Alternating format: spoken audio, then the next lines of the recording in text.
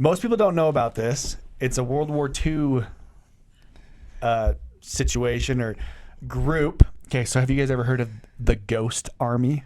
No, but that sounds sweet. It reminds me of Lord of the Rings. One of my favorite part of Lord of the Rings, Return of the King. Aragorn and Legolas and Gimli jump off the boat at the end, and all the orcs and your others like, what are you guys even doing? And they start going towards them, like, and then all the ghost kings show up. Yeah, that's the exact same. Just kidding.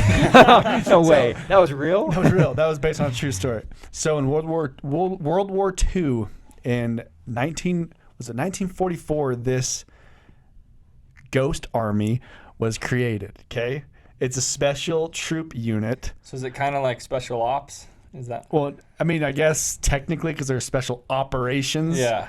But it's this. We'll call them special troop unit. Okay. It's not as crazy as you think. It is like Sounds interesting. Sweet.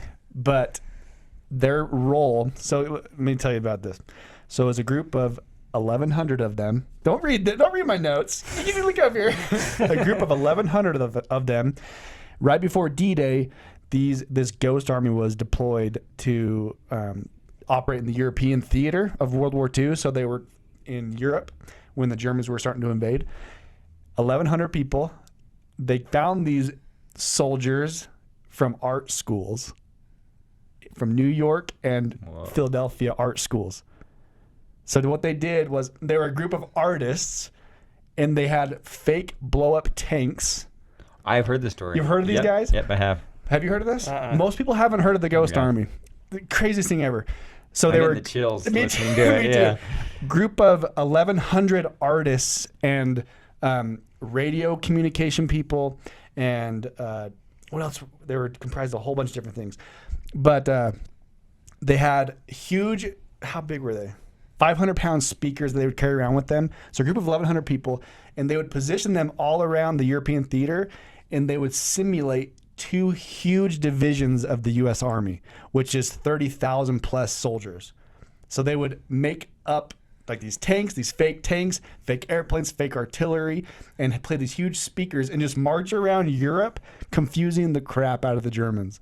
So they would basically, the Germans would think these speakers were so loud that they could hear them from 15 miles away, and they would simulate like marching, like huge divisions of soldiers marching. Dang. And they would have fake radio comms that the Germans would pick up, and they would think like, hey, we got a division of U.S. soldiers on this part of Europe. We got to do something about it. But it was just 1,100 guys marching with fake blow-up tanks. Yeah, Dang. so that's what I wanted to make sure you brought up is the blow-up tanks. Because I know that's how they invaded D-Day. Is this the same army? So they were deployed right before D-Day. So I'm sure these guys played a huge role in that. So their whole purpose, their whole mission, and they were really classified. Even after the war, nobody knew about the Ghost Army until like, I think it was like 1985, some journalist wrote an article on it. Wow. Nobody knew about it. It was so classified. So yes, they had rubber tanks that they would march around, and they were 1,100 men. And so the Germans thought there was 30,000 soldiers ready to fight them on the southern flank of Europe when D-Day was happening up north or wherever, Normandy or whatever. So I think that's just so crazy that artists, and they would just paint the tanks, make them super realistic, and they would just beat their huge drums to make the Germans think. Because they're in. I think I remember seeing a documentary or something on this where German reconnaissance planes or something would fly over and see tons of tanks coming their way, right?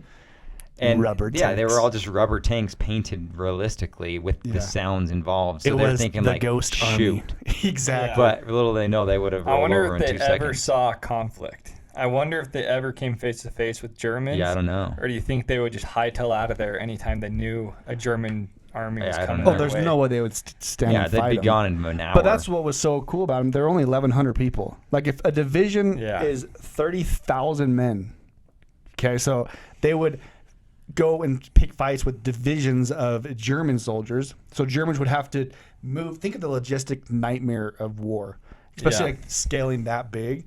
They would have to figure out how to move 30,000 men and all their equipment to, they're 15 miles this way. We got to move everything that way.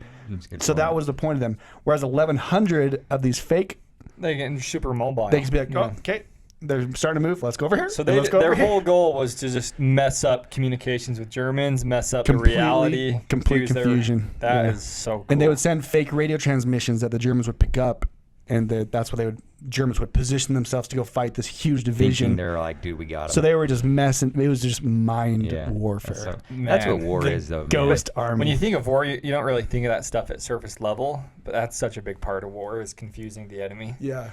Remember back in the day when, was it our revolution, when they would stand and just fight against the British? That was like the proper way to war. Lines. Yeah, you just stand in lines with your muskets, and just the guy next to you falls over. You just keep marching.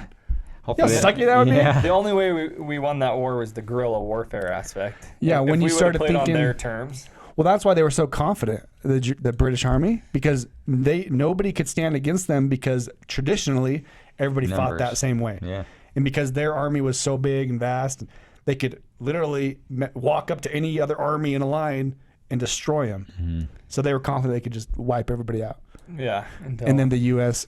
little militias, they're like, I'm not going to stand in a field and shoot my musket. That's how warfare used to be. Yeah, but then they reverted in World War I, even worse, no man's land. Well, that's trench warfare. I get that, but you got no shot. Well, did you know trench warfare is going on right now over in Russia, Ukraine? Really? Their trench, it just looks just like World War I. The trenches they're making. Wow. It's a crazy war over can't there believe right now. that's No one's even talking happening. about it. It was so hyped up when it first started. Because that's all it was politically driven, good to talk about here in the U.S. And then after it's not politically good anymore, they just stop talking about it. And when the news stopped getting so much hype. I still look during my lunch breaks. I usually watch stuff on that war.